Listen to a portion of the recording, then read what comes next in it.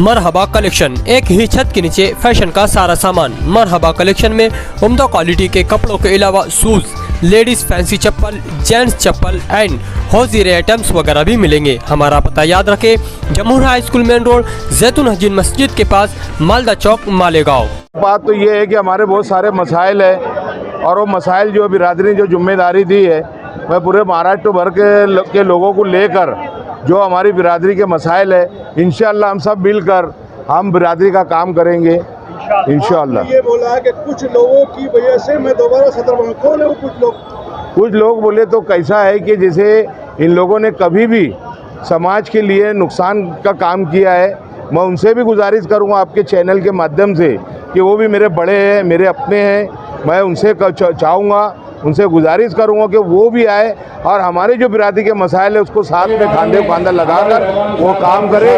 इतना ही मैं उनसे भी गुजारिश करूंगा।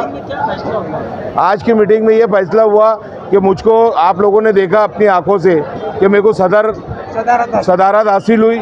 मैं तमाम बिरादरी के लोगों का अल्लाह का पहले शुक्र अदा करने के बाद तमाम बिरादरी का, महाराष्ट्र भर से आए हुए तमाम बिरादरियों का मैं शुक्रिया अदा करता हूं। और इंशाल्लाह जिस तरीके जिस तौक़े से बिरादरी ने मुझ पर इन्हें मतलब जो भरोसा किया, इंशाल्लाह मैं बिरादरी के लिए काम करने की पूरी कोशिश करूँगा। महाराष्ट्र भर से कई बिरादरी के जिम्मेदाराना है, लेकिन लोकल मालेगांव शहर से कुछ चेहरे दिख नहीं रहे, इसकी वजह क्या है? वजह ये है कि हमने मुख्तसर प्रोग्राम किया था सब पर। हमारे यहाँ मालेगांव शहर के अंदर कम से कम 6 से 7 हज़ार लोगों की घर है, मकान है यहाँ। अब हर मकान, एक मकान पे अगर बुलाया जाए तो वो 7 हज़ार लोगों का प्रोग्राम करना पड़ता था। और महाराष्ट्र भर से लोगों को, इससे पीछे भी हमने जब प्रोग्राम किया था बड़ी मालेगांव स्कूल के अंदर, तो हमने जब 15 हज़ार लोगों का प्रोग्राम किया था, 15-20 हज़ार लोगों का प्रोग्राम किया था।